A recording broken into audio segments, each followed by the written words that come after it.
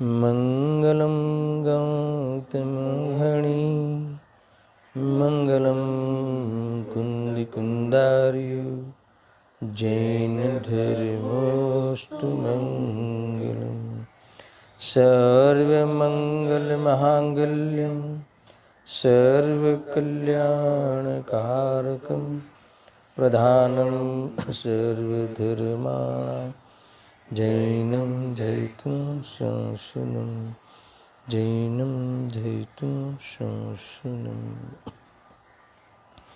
सर्वव्यापीकचिद्रूप स्वरूपाय परात्मने स्वोपलब्धिप्रसिद्धाय ज्ञानानन्दात्मने नमः। आत्मरूपेण यद्भूतं यायनखि भवसिन्धुतरो आत्मरूप।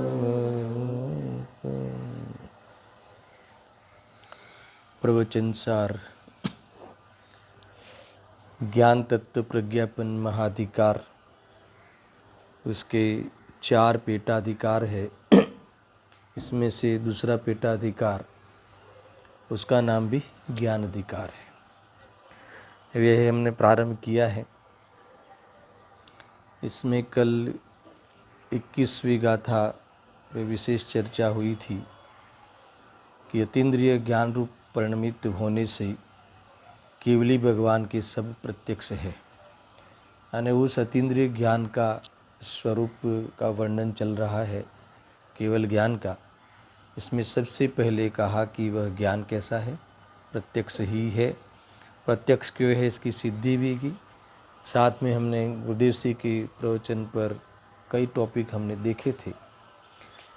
इसमें अंतिम बात इन्होंने वैराग्य में ही बात कही थी कि अगर इस भव में हमने आत्मदर्शन नहीं किया तो पता नहीं ये जीव कहाँ जन्मेगा।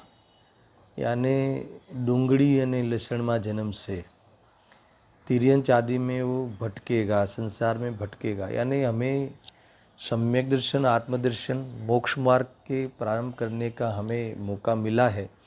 ये बात गुरुदेव जी ने याद कराई।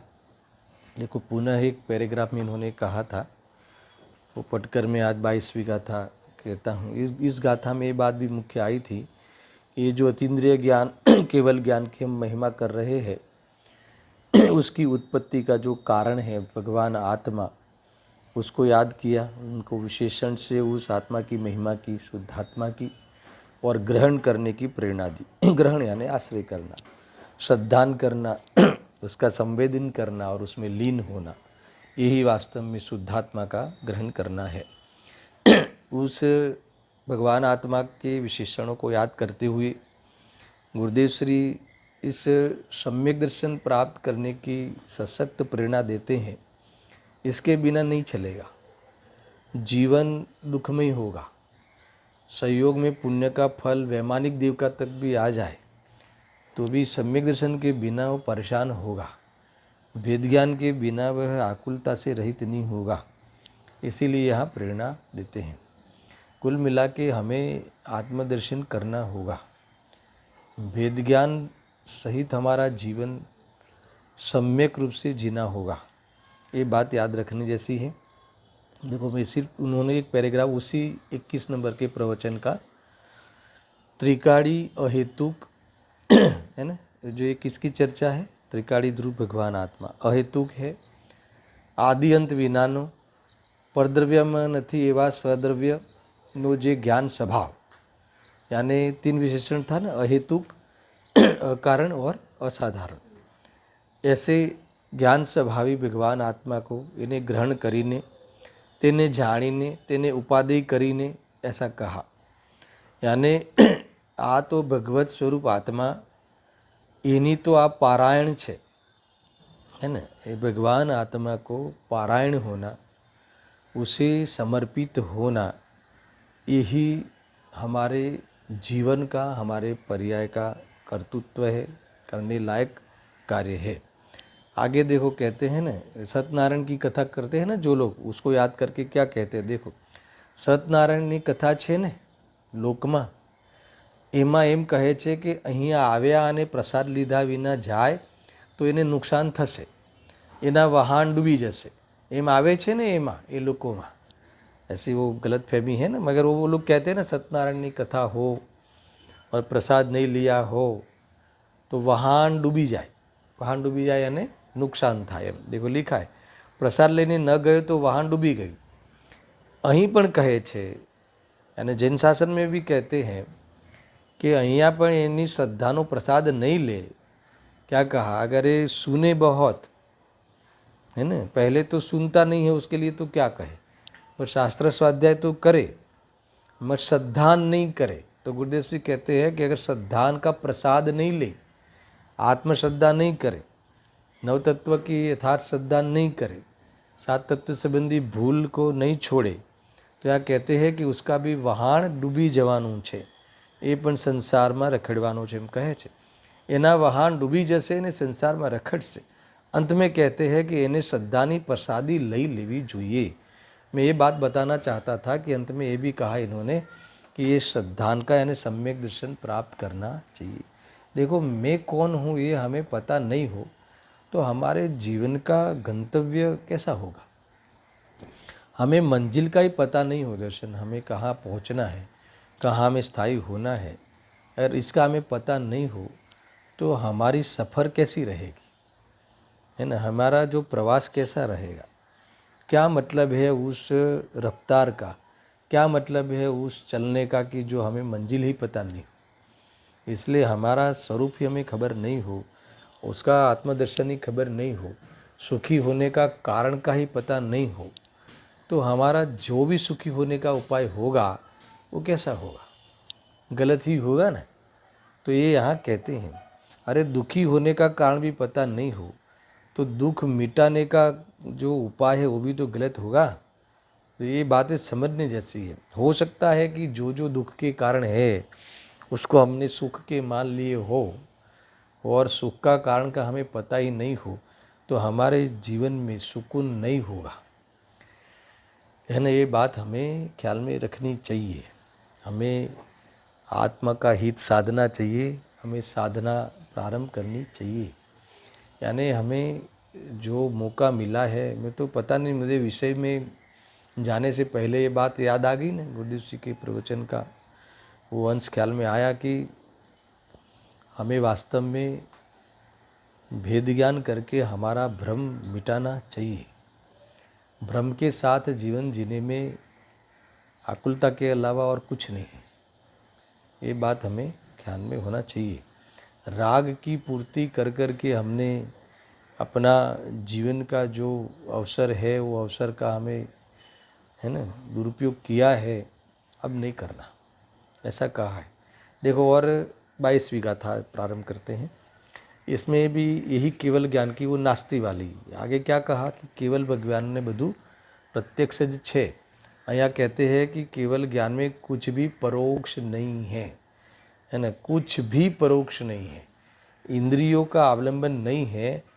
तो ऐसा नहीं है कि वो स्पर्श रस गंध वर्ण को नहीं जानते होंगे, क्योंकि हमने सुना है ना कि भाई इंद्रियों के अवलंबन से पुद्गल का ज्ञान आत्मा को होता है। तो ये अरविंद भगवान को अब इंद्रियों का अवलंबन नहीं रहा, तो ये जो इंद्रियों का गुण है यानी इंद्रियों का विषय जो गुण है, यहाँ तो कहते हैं कि वो तो ऊपर से स्पष्ट रूप से संपूर्ण रूप से त्रैकालिक पर्याय पूर्वक, है ना, इस प्रकार से इनको ज्ञान होता है।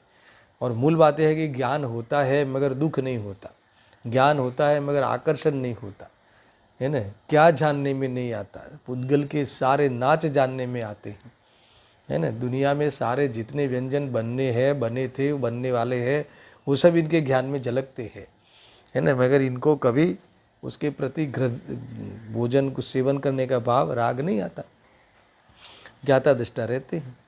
सुनना यहाँ कैसे कहते हैं देखो, अब अतीन्द्रिय ज्ञान रूप परिणमित होने से ही इन भगवान को कुछ भी परोक्ष नहीं है ना। ये वाली बात इस गाथा में कहने वाले हैं। उससे पहले मगर ये जो उत्थानिका है ना, उत्थानिका का जो गुरुदेव जी ने उत्थानिका पे जो प्रवचन किए हैं, उस जो उत्थानिका का रहस्य निकाला है, मैं थोड़ा पढ़ के बताता हूँ। प्रवचन सुधा निकालो आपके पास हो तो, ये 2-3 ग्रंथ आप साथ में रखना या पढ़ के आना। यानी सिर्फ उत्थानिका पे इन्होंने कम से कम 1.5 पेज तक बोला है। मैं आपको बताता हूँ, गजब है। 22वीं गाथा की उत्थानिका, पेज नंबर है ना, कहाँ गया, 12 नंबर है, 12 नंबर। सिर्फ उत्थानिका पे कितना उन्होंने विचार किया है। देखो, हवे अतीन्द्रिय ज्ञान रूपे परिणमेला हुआ थी। कौन परिणमन किया है? किसी ने। किसने परिणमित हुए? कौन? केवली भगवान। अतीन्द्रिय ज्ञान रूप से परिणमित हुआ होने से भगवान इंद्रियातीत अतीन्द्रिय ज्ञान रूपे थयेला होवाથી આ ભગવાનને કાંઈ પણ પરોક્ષ નથી। ये मूल उत्थानिका है, ठीक है। अब इस पर इन्होंने जो कमेंट्स किए है, गुरुदेव जी ने इसके उस पर जो विचार रखे हैं अपने जोरदार, देखो। એટલે કે પર્યાય નથી થઈ માટે તેને પરોક્ષ છે, અને પર્યાય વીતી ગઈ છે એ વર્તમાનમાં નથી માટે પરોક્ષ છે એમ નથી। क्या कहा? देखो, ये प्रत्यक्ष का अर्थ क्या है? सर्व, सबको जानते हैं, सब पदार्थों को और उनकी लोकालोक के पदार्थों को, लोकालोक को और उनकी सब पर्यायों को प्रत्यक्ष जानते हैं। आत्मा के प्रदेशों से डायरेक्ट प्रत्यक्ष जानते हैं, युगपत जानते हैं, अक्रमिक रूप से जानते हैं। इतनी बातें आई थी ना, तो इसीलिए कुछ भी परोक्ष नहीं रहा। तो कोई कहे कि नहीं, वो भूतकाल की पर्याय तो अभी जिनके भी सबके चली गई तो अभी है नहीं, और भविष्य की पर्याय अभी हुई नहीं है इसलिए अभी है नहीं, तो इसीलिए वो उनका ज्ञान वो परोक्ष है ना, ऐसा मानना चाहिए। तो उनको ज्ञान होता होगा नहीं। आगे तो ऐसा लिखा कि लोग ऐसा कहते हैं, कई संप्रदाय ऐसे कहते हैं कि अगर जो पर्याय है नहीं इसका ज्ञान अभी करेंगे तो ज्ञान गलत है। ऐसा कई लोग कहते हैं। केवल ज्ञान की दिव्यता का उनको पता नहीं है। सर्वज्ञ स्वभाव और सर्वज्ञ स्वभाव जिनको प्रकट हो गया है उनका उनको ख्याल नहीं है। देखो, मैं पढ़ता हूँ। मोक्ष तत्वनी यानी केवल ज्ञानी, ये केवल ज्ञान की पर्याय यानी मोक्ष तत्व की। मोक्ष तत्वनी केवल ज्ञानी पर्याय आवड़ी होय, केवड़ी होय, कि आवड़ी हो यानी कि कितनी बड़ी हो, कितनी हो, एक समय की पर्याय का क्या सामर्थ्य है, क्या ताकत प्रकट हुई है कि इसमें कुछ भी जानने का बाकी नहीं रहे, सारे ज्ञेय को पार हो गए हैं। इसीलिए कोई भी ये परोक्ष, कोई भी चीज़ उनको अभी परोक्ष नहीं है। ऐसा नहीं है कि वो भूतकाल की पर्याय अनुमान से जानते होंगे, भविष्य की पर्याय भी अनुमान से जानते होंगे। ऐसा हुआ होगा और ऐसा होगा तो ऐसा होगा, ऐसा होगा तो वाली बात केवल ज्ञान में नहीं है। समझ में आया ना? ये कोई व्यक्ति आत्मा का विचार करेगा, है ना, मनुष्य जीवन में, और मुनि बनेगा तो मोक्ष जाएगा, है ना, ऐसा तो वाली बात नहीं है। ये जीव इतने सालों के बाद मुनि बनेगा और इतने साल के बाद मोक्ष जाएगा, ऐसा इनके ज्ञान में वर्तमानवत झलकता है। समझा ना? देखो, ऐसा हम अनुमान से, ये देखो, वो जैसे हम कोई किसी को कहे कि ये व्यक्ति अगर नीचे रिक्शा मिल जाएगी, रिक्शा मिलेगी तो ये जल्दी से पहुंच जाएगा मंदिर पे, है ना, तो ऐसा तो वाली बात वहाँ नहीं होती।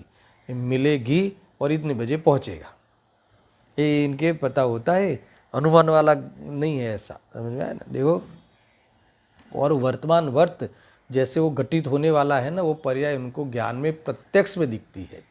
पर्याय भले नहीं हो, मगर ज्ञान की दिव्यता तो यही है कि ऐसी होने वाली, ऐसी इस समय ऐसा ही होना है, इनके ज्ञान में वर्तमानवत झलकता है। वर्तमान यानी वर्तमान में झलकता है। जैसे वर्तमान में कोई पर्याय हो ना, ऐसे वो पर्याय रूप से ही झलकती है वो पर्याय, है ना। हो गई नहीं है वो, होने वाली है वो, और चली गई है वो, ये इतनी दिव्यता होती है ज्ञान में। तो नहीं तो ज्ञान में क्या दिव्यता। और सम्यक दृष्टि को ये उस समय यही होने वाली है, दूसरी नहीं होगी। कब होने वाली है वो भले पता नहीं हो, मगर जिस समय में जो होने वाली है वही होगी, है ना, वो उतना परोक्ष रूप से वो जानता है। कौन? सम्यक दृष्टि। क्या कहा? सम्यक दृष्टि ये जानता है कि जो भूतकाल में जो होने वाली थी वही हुई है। ऐसा नहीं है कि होने वाली थी कुछ और, कुछ और हो गई, ऐसा नहीं। ये अज्ञानी जीव तो भूतकाल की पर्याय को हो गई, उस पर्याय में भी दुखी होता है। होता कि नहीं दर्शन? मान लो कि तुम्हारी कोई पर्याय, कोई घटित घटना हो गई, कोई धन चला गया, तो हम क्या करते हैं कि नहीं, थोड़ा ध्यान रखा होता, किसी को पूछा होता कि उसको देने जैसा है कि नहीं है तो मैं बच जाता। अब जो भूतकाल की पर्याय चली गई है उसके लिए भी वो सोचता है कि बदली हो सकती थी। समझ में आया ना भाई, ये ऐसा नहीं है, ये तो ये सम्यक दृष्टि उसको सम्यक दृष्टि हो ही नहीं सकता। जो होनी है वो बराबर हुई है और जो होगी वो भी होगी, बराबर ही होगी। हाँ, अब कौन सी होने वाली है और कब होगी वो पता नहीं होने पर भी इतना तो पता है। किसकी बात है? निचली दशा में सम्यक दृष्टि जीव को इतना तो पता है कि ये इतना जब आयुष्य समाप्त होगा वो उसी समय होगा कि जब होना होगा। समझ में इतना भरोसा है। हाँ, केवली भगवान को तो इतने साल में ही होगा और ये सब झलकता है। अनंत द्रव्यों का अनंत पर्याय एक साथ में उपज झलकती है ना, यानी कुछ भी इनके परोक्ष नहीं है ना। निचली दशा में परोक्ष होता है, इनके परोक्ष नहीं है। अरे निचली दशाओं में तो अल्पज्ञ को तो आत्मा भी, अनुभूति वाले जीवों को भी आत्मा प्रत्यक्ष नहीं होता, परोक्ष होता है। आत्मा के प्रदेश आत्मा का अनुभव प्रत्यक्ष होता है मगर आत्मा परोक्ष होता है। ख्याल में आया कि नहीं? यानी प्रदेश प्रत्यक्ष नहीं होता। समझ में आया? देखो, जैसे मान लो कि दर्शन, अभी मान लो कि तुम जितना आत्मा के बारे में जानते हो आगम के माध्यम से, अनुमान से, है ना, युक्ति से जानते हो कि भाई अनंत गुणों का पिंड है ना, असंख्यात प्रदेशी है, ये सब आप जानते हो। अभी मान लो कि अभी तुरंत थोड़ी देर में आपको मान लो कि शुद्धोपयोग हो गया और आपको प्रतीति होके वेदन प्रत्यक्ष हो गया। वेदन प्रत्यक्ष का प्रतीति हो गई कि ऐसा ही, और आनंद आ गया, आनंद प्रत्यक्ष हो गया। समझ में आया कि नहीं? तो भी आप इसके बाद भी आत्मा के बारे में इतना ही जानते हो कि जितना अज्ञान की अवस्था में जानते हो। जानने में फर्क नहीं पड़ता 12वें गुणस्थान तक। समझ में? आत्मा के बारे में वो अनुमान रूप से ही जानने होगा, अनंत गुण जानने में नहीं आते। अनंत गुणात्मक हूँ ऐसा भरोसा होने पर ऐसी प्रतीति और वेदन, ये जो जाना ना, ऐसा उसका संवेदन प्रत्यक्ष है। संवेदन प्रत्यक्ष है, प्रतीति पूर्वक है, इसीलिए आनंद भी प्रत्यक्ष है। समझ में आया कि नहीं? मगर वो आत्मा उसे जैसे केवली प्रदेश प्रत्यक्ष देखते हैं वैसा निचली दशा में नहीं होता, वो परोक्ष ही होता है। अनुभव प्रत्यक्ष होता है पर आत्मा परोक्ष होता है। समझ में आया कि नहीं? मगर केवल ज्ञान में ऐसा नहीं है। यहाँ तो देखो गुरुदेव जी ने कितनी बात खोली है कि इनको जो ભૂતકાળની પર્યાય તો છે નહીં, ચાલી ગઈ છે, નષ્ટ થઈ ગઈ છે, અને ભવિષ્યની પર્યાય છે નહીં, તો કોઈ એમ કહે કે એટલે એમનું જ્ઞાન પરોક્ષ કહો તો એને કેવલ જ્ઞાનનું અપમાન કરે છે। समझ में आया कि नहीं? उसे ज्ञान की महिमा नहीं है, उसे केवली को नहीं माना, उसे सर्वज्ञ स्वभाव की जो शक्ति को नहीं माना, यानी उसे अपनी शक्ति को नहीं माना, यानी उसने अपने स्वरूप को ही नहीं पहचाना। वो कभी आत्मकल्याण नहीं साध सकता है। ख्याल में आया कि नहीं?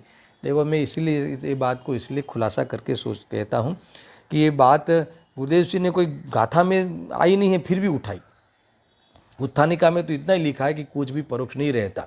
मगर कोई लोग देखो, अब सुनना, मोक्ष तत्वनी केवल ज्ञाननी पर्याय आवड़ी होय, जेने केवड़ी होय, जेने कांई पण परोक्ष ना होय, ऐसा नहीं जानते कि भविष्य में ऐसा होगा। समझ में आया कि नहीं? देखो, अनुमान वाला बात नहीं है, ये तो ऐसा ही होगा। हमें पता है कि ऐसा ही होगा, ऐसा होगा तो ऐसा होगा, ऐसा नहीं है ना। इस समय सीजन अच्छी होगी तो फसल अच्छी होगी, ऐसा नहीं है ना। सीजन जैसी भी होगी वो भी पता है, फसल इतनी होगी, 1000 क्विंटल गेहूँ होगा इस खेत में, तो पता है, सब पता है। ये ऐसा है જેને કાંઈ પણ પરોક્ષ નથી। કેટલાક તો એમ કહે છે કે देखो, इसलिए बात इन्होंने उठाई होगी या कोई किसी संप्रदाय में इनको ख्याल में आया होगा कि ये लोग क्या मानते हैं। કેટલાક તો એમ માને છે કે ભવિષ્યની પર્યાય નથી અને વર્તમાનમાં પ્રત્યક્ષ છે એમ જાણે તો એ જ્ઞાન ખોટું થયું, तो ये तो गलत ज्ञान हुआ। अरे वर्तमान में पर्याय है ऐसा नहीं जानते, भूतकाल की पर्याय ऐसी थी, इस समय ऐसी हुई थी, ऐसा वर्तमान में जानते। सुनना, वो पर्याय अभी भी वर्तमान में है और भविष्य की पर्याय भी अभी है, ऐसा नहीं जानते। वर्तमान वत का अर्थ है कि वैसी पर्याय भविष्य में होने वाली है वो वर्तमान में जानते हैं, है ना। ऐसी ही पर्याय होगी वो वर्तमान में जैसी होनी है वैसी होगी, अब भी जानते हैं और प्रत्यक्ष में जानते हैं, उनको ज्ञान में दिखती है, ज्ञान में जानने में आती है कि ऐसी पर्याय होगी, भले वो पर्याय है नहीं। कोई कहता है कि पर्याय है नहीं और जानते हैं तो खोटा नहीं हुआ ज्ञान, कि नहीं वो दिव्य हुआ ज्ञान। खोटा नहीं हुआ, दिव्य हुआ, क्योंकि वो पर्याय तो होने ही वाली है, और होने वाली है ऐसा जानने वाला कोई ज्ञान है कि नहीं। देखो इसीलिए अपने यहाँ जो वो कौन सा ज्ञान बोलते हैं, हाथ देखते उसको क्या बोलते हैं, ज्योतिष वाला ज्ञान। हाँ, कभी कभी भूल जाते हैं, है ना। और ज्योतिष ज्ञान भी है, जैन शास्त्र कहता है ज्योतिष देव है जो होता है, और ज्योतिषी का ज्ञान गलत नहीं, वो ज्योतिष से वो देख सकता है।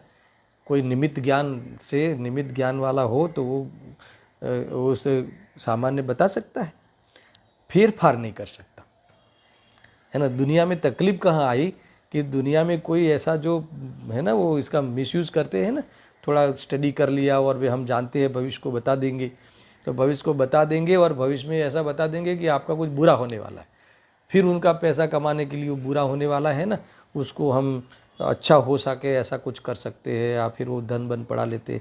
यहाँ कहते हैं कि परिवर्तन नहीं कर सकते, जान सकते। केवली भगवान भी जानते हैं, परिवर्तन नहीं कर सकते। हर परिवर्तन को जान सकते हैं, मगर कोई परिवर्तन किसके अनुसार करा नहीं सकते, वो तो फिक्स है ना भाई, ऐसा है। सुनना बराबर से। देखो लोगों में मुझे कभी कभी कोई फिल्में बनती ना इस भविष्यवेता, भविष्य को जानने वाला, तो मुझे ऐसा लगता है कि उसने जैन शास्त्रों को पढ़ा होगा, मगर उसका फ़ायदा उठाया। प्रोफेशनल है ना ये लोग, तो पैसा कमाने में वो कमाना था क्या, वेद ज्ञान, कमाना था क्या, सम्यक ज्ञान, पर उसने पैसा कमाने में लगा दिया। ऐसी फिल्में बना ली कि भी कोई भविष्य का जान सकता है, भगवान बन सकता है। किंतु वो भगवान बन सकता है, उस क्यों भगवान बन सकता है मालूम है? हाँ, हमारे भगवान सबको जानते हैं, मगर वो फिर ऐसा लेते हैं कि ये सबको जानते हैं इसीलिए सबका भविष्य जानते हैं, इसलिए भविष्य सुधार सकते हैं, इसलिए भगवान बना देते हैं किसी को कोई हीरो को, और इस प्रकार से लोग भ्रम में रहते हैं। देखो ये बात है, भगवान सब जानते हैं, मगर सब जानते हैं मगर सब परिवर्तन नहीं करा सकते। कोई कहे कि हमारा भी देखो ना भगवान, हमारा भविष्य क्या है, तो फिर क्यों बताना है आपको भविष्य? नहीं तो भविष्य आपका परिवर्तित नहीं करा सकेंगे। अगर बताना है तो बताओ, पर परिवर्तित पूछो ना, आप सभा में जाके पूछो। आपके अरे वो उनके पीछे जो रहता है ना भामंडल, भामंडल में भी 7 भव का तो ज्ञान हो जाता है, 3 पीछे के 3 अगले और वर्तमान का, ऐसा करके 7 भव का ज्ञान भामंडल देखने से हो सकता है अपने को। और भगवान मगर भव देखने के लिए आए हैं कि भगवान आत्मा देखने के लिए आए? जीव को देखो, ये वर्णन है तो है ना, जो अतिशय है तो है अतिशय, तो अतिशय बताते हैं तो किसी को ऐसा लगता है कि समुद्र में जाएंगे और अपना भविष्य जान लेंगे। समझ में आया कि नहीं? यानी भविष्य के भाव जान लेंगे, तो क्या यहाँ भाव के अभाव की बात बताने वाले हैं? भाव को क्यों जानना है आपको? मन में क्या जानना है? देखो मैंने एक बार दर्शन याद है तुम्हें कहा था, मैं तुम्हारा भूतकाल बता सकता हूँ, वर्तमान बता सकता हूँ, तुम्हारा भविष्य बना सकता हूँ, याद है? मैंने कहा था।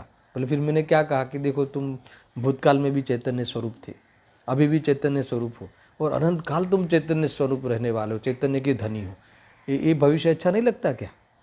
हमें त्रैकालिक चैतन्य स्वरूप हुई, इससे ज़्यादा हमें और क्या जानना है ना। हमें गेयों के प्रति, जो गेयों के दूसरे के बारे में जानने की बहुत लालसा रहती है, मगर जब लालसा मिट जाएगी तब जानोगे सबके बारे में, इससे पहले नहीं जानोगे, है ना। जानने का जो गेय लुब्धता मिटती है तब गेयों को जानने का ज्ञान प्रकट होता है। समझ आए? ऐसा है स्वरूप दुनिया में जो है वो बराबर ही है। और गेय लुब्धता रहती और दूसरे को जानने का ज्ञान खिल जाता तो जीव कभी दुख से पार नहीं होता उसका। समझ आया कि नहीं? अभी अब तुम्हारा राग हो, अभी राग द्वेष तुम्हारा मौजूद है, और दर्शन तुम्हें कोई भविष्य और भूतकाल में किसने किया वो जानने में आ जाए तो झगड़े ही करोगे ना, कि वैराग्य होके तुम मुनि दशा ले लोगे। समझ में आया ना? ये चलता ना, वो हीरो कोई वो सुसाइड कर लिया, तो अभी भी चलता है कि किसके कारण हुआ, किसने कराया, क्या हुआ, कैसे हुआ, है ना। अभी मान लो कि निमित्तों का भी पता चल जाता किसी को, मान लो किसी का ज्ञान अभी केवल ज्ञान हो जाए राग रहते हुए, तो होता नहीं ऐसा। ये तो कल्पना भी करो तो भी तुम्हारे नुकसान में रहोगे। राग द्वेष होगा तो तुम बिगड़ोगे उससे, लड़ोगे उससे, इसमें निमित्तों से लड़ोगे। अरे अभी निमित्त दृष्टि होने पर भी हम निमित्तों से लड़ते हैं। एक तो निमित्त दृष्टि है तो आज निमित्त कौन है तो हम निमित्तों से तो लड़ते। स्वभाव की दृष्टि हो जाए, निमित्त की दृष्टि छूट जाए तो मंगल में जीवन हो जाए। वास्तव में वो एक प्रकार से वेद ज्ञान तो इस जीवन का प्राण वायु है ना। बहुत सशक्त जीवन होता है इस जीव का, ऐसा है। इसके बिना पार नहीं पड़ेगा, आकुलता नहीं मिटती भाई। ये तो तुम इसको समझना शांति से। कहाँ से बात आई? ये ले रहे थे ना, हाँ देखो बातें थी कि कोई कुछ भी परोक्ष नहीं रहा। गुरुदेव सिंह ने बात उठाई कि कोई ऐसा कहते हैं, सुनना, કેટલાક તો એમ કહે છે કે ભવિષ્યની પર્યાય નથી અને વર્તમાનમાં પ્રત્યક્ષ છે એમ જાણે છે, તો તે જ્ઞાન ખોટું થયું. તો ગુરુદેવસિંહ કહેતે કે ભાઈ એમ નથી ભાઈ, કેવળ જ્ઞાન તો જ્યાં જે વખતે થવાની તે રીતે જ ત્યાં જણાય છે. જે વખતે ત્યાં ભવિષ્યમાં થશે અને જે વખતે ભૂતકાળમાં થઈ ગઈ તે રીતે જ જ્ઞાનમાં જણાય છે. હે ને? આ તે કંઈ વાત છે? તું જે કહે છે એ તો કંઈ વાત છે? ये तो कहीं अभी केवल ज्ञान के बारे में तुम जो सोच रहे हो, इतना अपमान करते हो, ये कोई करने जैसी बात है? तो फिर दिव्यता क्या रही ज्ञान की? है ना? केवल ज्ञान जो भगवान को ज्ञान, भगवान किस बात के? अरे संपूर्ण ज्ञान, मोक्ष तत्व, मुक्त हो गए, जानने के चिंता से भी मुक्त हो गए. तो चिंता मुक्ति कैसे की? एक तो राग द्वेष मिटा दिया और दूसरा सब जान लिया. है ना? तो अभी जानने का कुछ बाकी रह जाता, भगवान होते और जानना कुछ बाकी रह जाता, तो फिर भगवान कैसे होते? वो समझ में आया कि नहीं? देखो, वो ज्ञान का वो जो पूर्ण स्वरूप है वो प्राप्त नहीं करते, अनंतता को प्राप्त होते हैं, वही प्रभु होते हैं. ये समझना भाई. पढ़ू क्या मैं और एक आध पैराग्राफ? बहुत कुछ लिखा है. देखो, अनंत अनंत काળ પછી બીજા પદાર્થોની પર્યાય થશે, હે ને? અનંતી. અરે પોતાની પર્યાયો પણ અનંતકાળ પછી જે થશે એ વર્તમાનમાં કેવળ જ્ઞાની ભગવાન પ્રત્યક્ષ જાણે છે. હે ને? અજ્ઞાની એમ કહે છે કે નથીને જાણે છે તો જ્ઞાન ખોટું થયું ને? અરે નથીને જાણે છે એટલે શું? है ना? पर्याय थई नहोती एम थोड़ी से, और पर्याय जो अभी नहीं है तो अभी पर्याय है ऐसा थोड़ी जानते हैं. पर्याय नहीं है फिर भी ये पर्याय उस समय हुई थी और अगले और आगे ये होने वाली है. दोनों पर्यायों का ज्ञान, दोनों भूत भविष्य, दोनों अनंती पर्यायों का ज्ञान वर्तमान में एक समय में वर्तमान पर्याय और सब पर्याय साथ में होता है. ऐसा ज्ञान की स्वच्छता है, ऐसा ज्ञान की ताकत है, ज्ञान का ऐसा दिव्य स्वरूप है. क्या करे? है ना? है ना? या कहते हैं कि ये तू तर्क और कुतर्क से तुझे ये बात बैठेगी नहीं. આહા ભાઈ, એવો કોઈ ભગવાન આત્માનો પૂર્ણ જાણવાનો ત્રિકાલી સ્વભાવ તો છે જ, પણ વર્તમાનમાં નથી. એવી ભૂતની પર્યાય અને ભવિષ્યની પર્યાયને વર્તમાનવત જાણે છે. હા ને? વર્તમાન શબ્દ લીધા, વર્તમાનવત. वर्तमानवत यानी वर्तमानवत यानी अभी वो पर्याय के रूप में जानते हैं. है ना? होगे वाली नहीं, ऐसी थी और ऐसी होगी ऐसा नहीं, ऐसी है ऐसा वर्तमान में वो पर्याय इनके प्रदेश पूर्वक दिखती है. ऐसा ज्ञान में ऐसा स्वरूप है. वर्तमानवत जाने छे. छતાં કોઈ કેટલી બાર ગુરુદેવજી 2-4 બાર છતાં કોઈ કહે છે કે પર્યાય તો ભૂત ભવિષ્યની છે. ભાઈ, જ્ઞાનનો સ્વભાવ કોઈ અલૌકિક છે. કોઈ એમ કહે છે કે જે થયેલી છે અને થશે માટે એને પ્રત્યક્ષ જાણવામાં ન આવે, એને પરોક્ષ રૂપ જાણે तो અને વર્તમાનને પ્રત્યક્ષ જાણે તો એમ નથી. नहीं, ऐसा रखो ना कि भाई वर्तमान की पर्याय को प्रत्यक्ष जाने मगर भूतकाल की और भविष्य की प्रत्यक्ष नहीं जाने. ऐसा नहीं होता ना भाई. अनुमान वाला ये नहीं है. कोई जो निमित्त ज्ञान वाला जो ज्योतिषी जो वर्तमान में ऐसा होगा ऐसा नहीं, मगर ये ऐसा होगा तो ऐसा होगा ना, ऐसी ऐसी होने वाली है वो हमें पता है. आगे पीछे नहीं होगी, दूसरी नहीं होगी. समझ में आया ना? ये सारी चीज़ें इनको ख्याल में है. देखो, ये जो अपकर्षण आदि होता है ना आयु कर्म में, अकाल मृत्यु, तो 80 का आयु लेके आया हो और 40 में चले जाए तो ये कोई नया हुआ ऐसा नहीं. उनको तो पता ही है 80 का आयु लेके आने वाला है, मगर ये अपकर्षण होके 40 में ये समाप्त हो जाने वाले हैं निषेक. ये सब पता है. समझ में आया? एक्सीडेंट होने वाला है, मगर एक्सीडेंट होगा तो ऐसा होगा ऐसा नहीं. ये एक्सीडेंट होगा और सारे निषेक एक साथ खिर जाएंगे आयु कर्म के, और ये शरीर उस 40 साल में आयुष्य समाप्त होने वाला है इस जीव का. ऐसा इनको पता है. फिर भी जीव का मरण नहीं होता है ना, ये बात उन्होंने कही. मरण तो होता ही नहीं. संख्यात प्रदेशी आत्मा अनंत शक्तिवान वहाँ वैसे का वैसे रहता है. वो भी पूरा द्रव्य के बारे में भी जानते हैं प्रत्यक्ष, और पर्याय के बारे में प्रत्यक्ष जानते हैं. हमें क्या फ़ायदा? ज्ञान की ये ताकत है, और ऐसा ज्ञान आत्मा के आश्रय से प्रकट होता है. ये हमें पता चला. दूसरा ये हमें पता चला कि पर्याय सब निश्चित है. जब सर्वज्ञ भगवान ने तीनों काल की पर्याय देखी है तो कोई पदार्थ की पर्याय मैं फिराऊँ या मेरी पर्याय को भी मैं हटाऊँ, है ना, ऐसा पर्याय दृष्टि का कोई महत्व नहीं है। आया समझ में? तो ये सारी बातें हमें फ़ायदा होती हैं, स्वभाव पे दृष्टि हो जाए, यानी हमें अकर्ता स्वभाव दिखे, हमें कर्तृत्व का जहर उतर जाए, हमें कर्तृत्व बुद्धि छूट जाए, समझ में आए, और करने का राग आता है वो भी क्रम से निकल जाए। भाई बहुत बड़ा काम हो सकता है। सुनना बराबर से। देखो एक काफ़ी इन्होंने तो लिखा है, देखो मैं फिर भी पढ़ता हूँ थोड़ा। તેને કાંઈ પણ પરોક્ષ નથી ભગવાનને, અને જે પર્યાયનો અંત નથી એને પણ प्रत्यक्ष जाने છે। है ना, ये भी एक बहुत बड़ी है ना, लोग कुतर्क करते हैं। देखो हमारी सब पर्याय को जानते हैं ना भगवान दर्शन, तो हमारी लास्ट पर्याय कौन सी वो जानते होंगे कि नहीं जानते? कैसे जानते होंगे? अरे भाई लास्ट पर्याय हो तो लास्ट पर्याय के बारे में जाने ना। तुम्हारी अनंत पर्याय को जानते हैं, मगर अनंत में तुम्हारी लास्ट है ही नहीं, तो अनंत जानते हैं। ये है ना, बैठता ही नहीं, जैसे कुतर्क होता है ना कि भाई अनंत जाने तो फिर लास्ट, पर लास्ट हो तो लास्ट जाने ना। लास्ट है ही नहीं किसी की लास्ट। तुम्हारी लास्ट पर्याय कौन सी? हाँ, इसी भव की लास्ट पर्याय कौन सी, ऐसा कह सकते हो। समझ में आया ना? ये भव की लास्ट पर्याय यानी अंतिम पर्याय कौन सी है, कौन से साल, कितनी साल में अंतिम पर्याय है मेरी इस मनुष्य की पर्याय, तो ये सब बता सकते हैं अंतिम है तो। मगर वो अंतिम है तो अंतिम बताई ना, मगर आत्मा की अंतिम पर्याय तो कुछ है ही नहीं, इसीलिए ये अंतिम नहीं है। तो अनंत को अनंत तरीके जानते हैं, मगर भाई अंत नहीं है तो अंत नहीं है ऐसा, और हर पर्याय को जानते हैं, ये बात भी साथ में है। ऐसा ऐसा कहते हैं। देखो જે પર્યાયની આદિ નથી એને પણ પ્રત્યક્ષ જાણે છે। દ્રવ્યની આદિ નથી એમ પર્યાયની પણ આદि નથી। द्रव्य का भी द्रव्य अनादि अनंत है तो गुण भी अनादि अनंत है, और उसकी पर्याय भी अनादि अनंत है। ऐसा बहुत कुछ लिखा है भाई।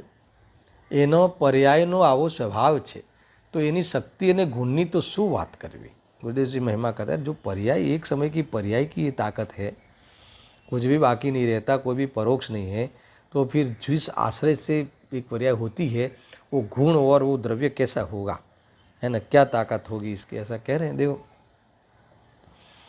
नहीं थયેલા અને सॉरी फिर से, हाँ, એનો પર્યાયનો આવો સ્વભાવ છે તો એની શક્તિ અને ગુણની શું વાત કરવી।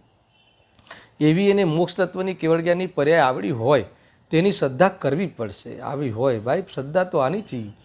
स्वरूप की श्रद्धा नहीं होगी तो तुम संयोग दृष्टि करके फिर परेशान हो जाओ। संयोग की दृष्टि है, निमित्त की दृष्टि है। नहीं थયેલા અને થઈ ગયેલા પર્યાયો પ્રત્યક્ષ જાણે છે। થઈ ગયેલા પર્યાયો ગયા, થઈ ગયેલા વીતી ગયેલા सब, નહીં થયેલા પર્યાય વર્તમાનમાં નથી, માટે તેને પરોક્ષ છે એમ નથી। वर्तमान में नहीं है तो उनको परोक्ष है ऐसा नहीं, पर प्रत्यक्ष ज्ञान होता है। भगवान आत्मानी केवल ज्ञाननी पर्यायનો સ્વભાવ છે, એને એવી એની અનંતી પર્યાય જેના ગુણમાં પડી છે, ગુણનું તો શું કહેવું। बार बार एक ही बात है ना, ये तो इनकी तो कोई प्रवचन कोई ऐसा कोई बताना है ऐसा नहीं, मस्ती में रहते। ज्ञानी की मस्ती ऐसी होती है। देखो देखो क्या करें। देखो हमारे पास भी ऐसी ताकत है। कल भी मैंने कहा था, परसों भी कहा था कि फिर भी हमारा ज्ञान इस राग में फंसा हुआ है, मोह की गुलामी करने में अपना स्वरूप को न्याय नहीं देता, अपना स्वरूप का सेवन नहीं कर पाता। बस पता नहीं, देखो ऐसा ही लगता है कि अरे तुम ज्ञाता दृष्टा हो, जानने वाले स्वभाव वाले हो, नहीं, फिर भी ये बात भी जानने के लिए भाई अभी टाइम नहीं है, अभी मेरे पास बहुत काम है, थोड़ा सा ये ऑफिस में काम है, करते हैं फिर बाद में जानेंगे। अरे ये इसमें ये कहते हैं कि वो तेरा कार्य नहीं है, वो कार्य फिक्स है। तेरे ज्ञान में ऐसी अनंत काल अनंत पदार्थों की अनंती पर्याय झलके ऐसा तू है, और तू स्वरूप में डूबे तो तेरा ज्ञान प्रकट कर लेवे और वास्तव में तेरी अनंत आकुलता मिट जावे। समझ में आया कि नहीं, करने की और जानने की सारी आकुलता मिट जाए, है ना, जानने के राग की, ये ऐसा स्वरूप है। और तू उसी बात को कहता कि नहीं कल सुनेंगे परसों सुनेंगे, है ना, अभी तो थोड़ा हमारे बहुत काम पड़ा है, बहुत काम बाकी है। काम बाकी है यानी राग बाकी है। मैं कह रहा हूँ कि जब ये हमारा डेस्टिनेशन है, ये हमारा फील्ड है, आत्मा का ये स्वरूप है, तो दर्शन इसी में आ जाना चाहिए ना। फिर अभी नहीं, ये बाकी है, अभी वो बाकी है। देखो राग के अनुसार कार्य दिखता भले ज़रूर हो, पर गुरुदेव जी लास्ट में कहते हैं कि तुझे श्रद्धा तो ये आज अभी करनी पड़ेगी। ये ज़बरदस्त बात आई कि अभी करनी पड़ेगी, प्रतीति कर ले तो फिर ये राग तुझे जो विस्तार को प्राप्त होता है वो मर्यादा में आ जाएगा और स्वरूप में जाके तू जन्म मरण रहित हो जाएगा, है ना। मुनि बनी ने मोक्षे जाऊँ ये ज मात्र जीवनु कर्तव्य से। ये जीवन हमें मुनि दशा बन के मोक्ष जाने के लिए मिला है, इधर उधर का ये वैतरा करना, है ना, ये शोभा नहीं देता। समझ में आया कि नहीं? दर्शन समझ में आ रहा है? क्या कर लोगे, क्या होगा? ये आयुष्य समाप्त हो जाएगा। ये मौका मिला है, अनादि अनंत में हूँ और सादि अनंत काल सुख भोगने का, है ना, हमें प्रारंभ करने का ये हमें मौका मिला है। हमें ये बात का विशेष गंभीरता से नोंद लेनी चाहिए। देखो फिर से मैं पढ़ता हूँ और क्या लिखा है सुना। आवो जेनो पर्यायनो स्वभाव एनी अनंती पर्यायनो पिंड गुण छे। એ દરેક પર્યાય જે શ્રદ્ધાની ચારિત્રની પર્યાય ભવિષ્યમાં થશે એ બધી पर्यायों वर्तमान में जाने છે। देखो जानने का स्वभाव है, ज्ञाता दृष्टा रहने की टेक्निक है। जीव साक्षी भाव से रहता है। वैसे भी तुम ज्ञान के अलावा करते क्या, और ज्ञान के अलावा करते क्या है, यानी ज्ञान ही मेरा स्वभाव है, नहीं जानते फिर भी ज्ञान करते हैं, मगर नहीं जानते तो राग द्वेष करते हैं, इतना ही है। पर मेरा जो स्वभाव, जो करने का, क्या करने का मेरा स्वभाव है और वो परिणम रहा है, अगर हमारे ख्याल में आ जाए, है ना, तो जो भी कुछ होता है उसका नोंद मेरे ज्ञान में होती है, उसका अभ्यास जानना मेरे में होता है। तो जानना होता है तो फिर उसका कर्ता बनना और इसमें हस्तक्षेप करने का आदत, गंदी आदत, और है ना, ये सब सारी चीज़ें छूट जाएगी, निरांत हो जाएगी। देखो ગુણને તો જાણે છે, પણ વર્તમાનમાં ક્યાંય હોય કોઈ પર્યાય અત્યારે નથી, અને એવી ભવિષ્યની અને ભૂતકાળની પર્યાયોને જાણે, વર્તમાનમાં હોય તેમ જાણે છે, એ કહે છે। શું છે આ? गुरुदेव श्री अंत में एक डेढ़ લીટી में बताते हैं कि આવી કેવળ જ્ઞાનની શ્રદ્ધા ક્યારે થાય? તો यहाँ कहते हैं कि नव तत्वની શ્રદ્ધામાં જીવની શ્રદ્ધા કરે ત્યારે તેને આ મોક્ષ તત્વની શ્રદ્ધા થાય, है ना। અને मैं चैतन्य स्वरूप हूँ ऐसी श्रद्धा हो जाए, खाली कथन नहीं, ऐसा कथन बोलने आ जाए, ऐसा विचार आ जाए, इतना नहीं। चैतन्य स्वरूप हूँ इसका अर्थ ये है कि ये जो बाकी की चीज़ें जो करने का राग होता है या करने का जो श्रेय लेता हूँ, ये वास्तव में मेरा स्वरूप नहीं है, यानी वो भाव ही छूट जावे, ऐसा है। कोई कहे तुमने बहुत अच्छा किया, निमित्त के गुणगान गाए, हम निमित्त तो है ना, तो गुणगान गावे तो उसमें ज्ञाता दृष्टा वाला ही स्वरूप का आनंद लेगा ना, वो तो ऐसा ही है। राग को भी जानता है। ये बातें आई है। एक अंतिम प्रश्न है, उत्थानिका में एक प्रश्न छेड़ा है, वो बात करके मैं गाथा भी है अपने पास थोड़ा टाइम, गाथा में प्रारंभ कर देता हूँ। उत्थानिका पढ़ा अभी मैंने। सम्यक दृष्टिने भविष्यમાં પ્રશ્ન જે કેવળ જ્ઞાનની પર્યાય થશે અને અત્યારે તો એને અત્યારે પરોક્ષ જાણે, हाँ वो परोक्ष जानता है, समझ में आया ना। मतलब क्या जानता है? भविष्य की पर्याय के बारे में ज्ञानी क्या जानता है? जानता है ना, इतना। और सुखी होने के लिए इतना ही जानना जरूर। क्या जानना है? कि जो होने वाली है वही होगी, दूसरी नहीं होगी, आगे पीछे नहीं होगी, है ना। ये बस इतना ही जानना, सुखी होने के लिए इतना ही जानना जरूरी है। कौन सी होगी वो जानना जरूरी नहीं है, ऐसा। पर जो भी होगी वो अपने स्वकाल में होगी, आगे पीछे नहीं होगी। देखो समाधान, ये सम्यक दृष्टिने तो परोक्ष જ છે, એને પ્રત્યક્ષ નથી, પણ કેવળ સુનના, पर केवल ज्ञान में प्रत्यक्ष है, एवी एने प्रतिष्ठि प्रत्यक्ष है। क्या कहा? मगर ज्ञान में, केवल ज्ञान में केवली ने जो होने वाली है वो तो फिक्स है, और केवली ने वो जानी है, और स्वभाव से जानने का स्वभाव है ऐसा, और ऐसा स्वभाव मेरा भी ऐसा स्वभाव है, यानी मेरा स्वभाव भी ऐसा ही है, ऐसी प्रतीति इनको अभी संवेदन प्रत्यक्ष है। इसीलिए इनकी दृष्टि सम्यक है, ज्ञान सम्यक है, और आंशिक स्थिरता भी इनके पाई जाती है, और पूर्ण स्थिरता का इनका पुरुषार्थ भी प्रारंभ चलता है, ये कहना है।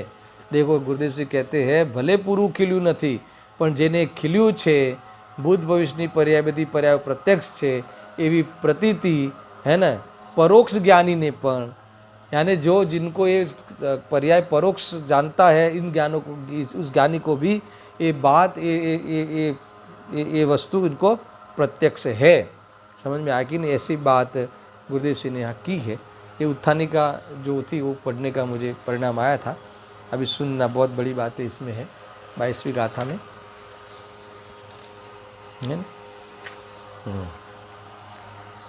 न परोक्ष कहीं सर्वतः सर्वाक्ष गुण संरोधने इंद्रिय अतीत सदैव ने स्वयमेव ज्ञान थैलने। टीका पढ़ता हूँ डायरेक्ट। देखो क्या कहते हैं, विषय क्या है कि केवली को कुछ भी परोक्ष नहीं है। समझ में आया ना, सब प्रत्यक्ष है, उसका परोक्ष नहीं है। क्योंकि इनके इंद्रिय ज्ञान नहीं है एक। फिर जो इंद्रिय ज्ञान का जो गुण है वो सारे गुण इनको ऐसा नहीं है कि इंद्रिय ज्ञान नहीं है तो गुण को जानते नहीं है। सर्व गुण इनको समृद्ध रूप से, समस्त रूप से, इनकी सब पर्याय रूप से प्रत्यक्ष जानते हैं, कुछ भी जानना बाकी नहीं रहा। देखो इंद्रियातीत सदैव ने स्वयमेव ज्ञान थैल ने, ऐसा कहा है। मैं पहले पूरी टीका एक बार पढ़ लेता हूँ। इसमें भी मुझे थोड़ा पहली पंक्ति में गुरुदेव सिंह का एक प्रवचन का अंश पढ़ने का विकल्प है, क्योंकि इनकी जो थीम है, उनका जो निरूपण शैली है, कोई अलग प्रकार की है। देखो इन्होंने जैसा लिखा ना, समस्त आवरण के क्षय के क्षण ही, यानी समस्त आवरण इनके क्षय हो गए हैं केवल ज्ञान को उसी क्षण। अब तो गुरुदेव जी उस दिशा में चले जाते हैं कि ये जो आवरण क्षय कैसे हुए, वो पूरी बात इन्होंने पूरे 1.5 पेज तक ली। मैं सिर्फ एक पैराग्राफ पढ़ के बताऊंगा। पहले टीका का विषय पूरा आपके सामने में रख देता हूँ। कैसा है देखो, समस्त आवरण के क्षय के क्षण ही, यानी जिस क्षण समस्त आवरण क्षय होता है उस क्षण ही जो सांसारिक ज्ञान को, है ना, जो यानी भगवान को सांसारिक ज्ञान को उत्पन्न करने के बल को कार्यरूप देने में हेतुभूत ऐसी अपने अपने में निश्चित विषय को ग्रहण करने वाली इंद्रियों से अतीत हुए हैं। भगवान को क्या हुआ, जिस क्षण जो शुद्धोपयोगी मुनिराज को, जिस क्षण क्षपक श्रेणी वाले मुनिराज को, 12वें गुणस्थान वाले क्षीणमोही मुनिराज को, जिस क्षण क्या समस्त आवरण के कर्म वाले जो क्षय होते हैं, जिस क्षण उस क्षण में क्या होता है कि सांसारिक ज्ञान यानी कौन सा, इंद्रिय ज्ञान, इंद्रिय ज्ञान को उत्पन्न करने के बल को, यानी इंद्रिय ज्ञान को करने के व्यवसाय में निमित्त बनने वाले इंद्रियों को, ऐसा देखो पढ़ता हूँ, सांसारिक ज्ञान को उत्पन्न करने के बल को यानी सांसारिक ज्ञान को व्यवसाय करने में हेतु बनने वाले उसमें हेतु बनने वाले इंद्रियों को, ऐसा सांसारिक ज्ञान को उत्पन्न करने के बल को कार्य रूप देने में हेतुभूत ऐसी, आया ना, यानी कौन सा बल होता है इंद्रिय ज्ञान में, जानने का व्यवसाय करते हैं जब इंद्रियों के माध्यम से ज्ञान करता है, उस बल को वो स्वयं के बल से होता है, मगर उसमें हेतु बनने वाली इंद्रियों को, इसमें हेतु कौन बनती है, इंद्रिय, हेतुभूत ऐसी। और वो ऐसी कैसी है इंद्रिय, अपने अपने में निश्चित विषयों को ग्रहण करने वाली इंद्रियों से अतीत हुए हैं, इंद्रिय से अतीत हुए हैं। और जो स्पर्श रस गंध वर्ण और शब्द के ज्ञान रूप सर्व इंद्रिय गुणों के, यानी इंद्रिय के विषय जो गुण है पुद्गल के गुणों के द्वारा सर्व ओर से समरूप से समृद्ध है ना। मैं सिर्फ पढ़ लेता हूँ, पढ़ के विषय रखता हूँ, कल खोलूँगा। ये सारे गुणों को जानने में समृद्ध, यानी कुछ भी बाकी नहीं रहा, ऐसा। अर्थात जो भगवान स्पर्श रस गंध वर्ण तथा शब्द को सर्व आत्म प्रदेशों से समान रूप से जानते थे। पहले तो इंद्रियों के द्वारा कैसा जानते थे, लिखा ना, निश्चित विषयों को, यानी चक्षुक इंद्रिय का विषय शब्द नहीं बनता था और कर्ण इंद्रिय का विषय रंग नहीं बनता था, उसी इंद्रियों में अवलंबन लेके जानना पड़ता था। व्यवसाय तो स्वयं के बल से होता था, मगर उसी नियत विषयों को इंद्रियों के द्वारा खंड रूप से जानने में प्रवर्तन करते थे। मगर अभी वो क्षयोक्षम ज्ञान का अभाव हो गया, गाति कर्म का आवरण चला गया। यहाँ कहते हैं इसीलिए इंद्रिय के जो गुण जानते थे वो सारे समरस रूप से समृद्ध हो गए, जानने में संपूर्ण। मान लो कि ये पूरे आत्म प्रदेशों से उस गुण को जानते हैं। पहले तो ये कान के शब्द वाले जो इंद्रिय थे तो इतने ही प्रदेश निमित्त बनते थे, होता था सब प्रदेशों से, मगर निमित्त यही बनते थे। समझ में आया कि ऐसा है, मैं कल लूँगा इसका खुलासा। और जो स्वयं समस्त रूप से स्वपर का प्रकाशन करने में समर्थ अविनाशी लोकोत्तर ज्ञान रूप हुए हैं, ऐसे इन केवली भगवान को समस्त द्रव्य क्षेत्र काल भाव का अक्रमिक ग्रहण होने से कुछ भी परोक्ष नहीं है। ये बात यहाँ आई है, मगर गुरुदेव सिंह ने समस्त आवरण के क्षय के क्षण ही जो सांसारिक ज्ञान को उत्पन्न करने के बल को ये लिटी पूरी पढ़ी ही नहीं, उससे पहले यहाँ कहा ना समस्त आवरण के क्षय के क्षण ही जो, तो तुरंत फिर वो उस बात को वो कहने लगे कि ये जो आवरण क्षय हुआ है समस्त, वो किसके कारण हुआ है, वो मैं 2-4 मिनट पढ़ के समाप्त करता हूँ, फिर कल इस गाथा को मैं विस्तार करूँगा। देखो मैं पढ़ लेता हूँ, थोड़ा विकल्प आया है ना। मुझे बहुत अच्छा लगता है गुरुदेव श्री कोई मूल बात को, तो अध्यात्म की बात को गौण करके सैद्धांतिक बात भी नहीं पढ़ते। देखो मूल प्रयोजन है ना अपना, पेज नंबर 15 है मूल प्रवचन, उनके प्रवचन में समस्त आवरण के क्षय के क्षण ही, फिर तुरंत आवरण का क्षय कैसे होता है। ये आवरण का क्षय हुआ ना, 4 गाति कर्म का आवरण क्षय हुआ है ना, अर्थात तो मोहनीय तो चली गई थी, मगर दर्शनावरणीय ज्ञानावरणीय अंतराय जो वो सब कर्म का अभाव हुआ और केवल ज्ञान फूटा, मगर ये आवरण कैसे दूर हुआ, उसके लिए आवरण में जाके क्या किया। तो गुरुदेव सिंह कहते हैं कि आवरण को दूर करने के लिए इन्होंने आवरण में कर्म में कुछ नहीं किया, वो स्वरूप में ही होता है, स्वरूप में ही डूबे। देखो अपना शुद्ध प्रभु चैतन्य आनंद कंद आत्मा देखो है, उसके शुद्धोपयोग की रमणता से क्षय होता है। केवल ज्ञान, फिर तुरंत दोनों बातें, दोनों पक्ष बताते हैं। दया दान व्रत भक्ति आदि के राग से उत्पन्न नहीं होता, वह राग तो बंद की क्रिया है ना। गुरुदेव सिंह कहते हैं कि दया दान व्रत भक्ति तप पूजा आदि का भाव है, वह तो राग है, राग है वह तो बंध का कारण है, और केवल ज्ञान की उत्पत्ति में वह कारण नहीं है। तो कौन कारण है, शुद्धोपयोग। और शुद्धोपयोग किसके बल किसके आश्रय से होता है, शुद्धात्मा।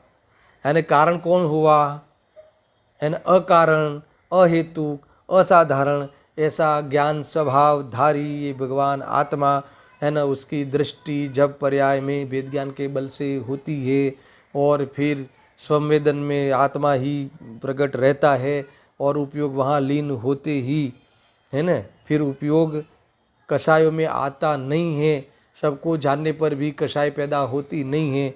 ऐसे शुद्धोपयोग का फल केवल ज्ञान होता है, ये गुरुदेव जी कहते हैं, है ना। देखो ये कहा अपना शुद्ध चैतन्य भगवान आत्मा जो अनंत अनंत गुण की समृद्धि से संपदावान प्रभु है, उसके सदुपयोग के ध्यान से केवल ज्ञान प्रकट होता है। बार बार पुनः कहते हैं क्रियाकांड है वह तो शुभ उपयोग है, यह केवल ज्ञान तो अंदर शुद्ध चैतन्य के उपयोग से यानी सदुपयोग की परिणति से उत्पन्न होता है। अंत में 7 तत्वों को यहाँ डिवाइड करते हैं। यह संवर निजरा की शुद्ध दशा है। शुद्धोपयोग क्या है, संवर निजरा की शुद्ध दशा है। अंदर भगवान आत्मा शुद्ध चैतन्य स्वरूप के सन्मुख होकर वितरागी शुद्ध पर्याय हुई, अर्थात संवर निजरा की जो पर्याय उत्पन्न हुई वह शुद्ध उपयोग है, और वह आगे बढ़कर जब शुद्धोपयोग बढ़ जाता है यानी कि स्वरूप में शुद्ध उपयोग की लीनता होती है, तब केवल ज्ञान होता है। और सुनना, और ऐसी बात है, इस प्रकार से संवर निजरा और मोक्ष तीनों की श्रद्धा कराते हैं। गुरुदेव श्री पुनः कहते हैं कि दयादान व्रत भक्ति पूजा भाव से संवर निजरा नहीं होती। देखो फिर से कोई ऐसा कहे कि दयादान व्रत भक्ति पूजा के भाव से संवर निजरा होती है, कोई ऐसा कहे तो उसको मिथ्यात्व चल रहा है। खरेखर वो संवर निजरा जो उससे नहीं होती, स्वरूप में समा जाना, स्वरूप को वरना वो संवर है, उसमें विशेष लीन होना वो निजरा है, और कायम नील हो इसमें लीन हो जाना वो मोक्ष तत्व है। इस प्रकार से वास्तव में शुद्धोपयोग का फल आता है केवल ज्ञान, और उस समय वो जो उसी क्षण, कौन से क्षण, जब कर्म क्षय होते हैं उसी क्षण ऐसा बनाव, ऐसा महान कार्य आपकी आत्मा की पर्याय में होती है, और वह स्वयंभू होते हुए भगवान बन जाते हैं। उसके बाद 2-4 प्रश्न यहाँ इन्होंने किए हैं, वो कल ले लेंगे, क्योंकि ये बार बार कहा ना दयादान व्रत आदि से केवल ज्ञान नहीं हुआ, तो वो किसी ने पूछा कि व्यवहार से तो निश्चय होता है ना, तो वो 2-3 प्रश्न है, वो 2-5 मिनट में लेते हुए मूल गाथा का विषय कल अपन प्रारंभ करेंगे। ऐसा है। सहजानंदी शुद्ध स्वरूपी अविनाशी हूँ आत्मस्वरूप सहजानंदी शुद्ध स्वरूपी अविनाशी हूँ आत्मस्वरूप सहजानंदी शुद्ध स्वरूपी अविनाशी आत्मस्वरूप।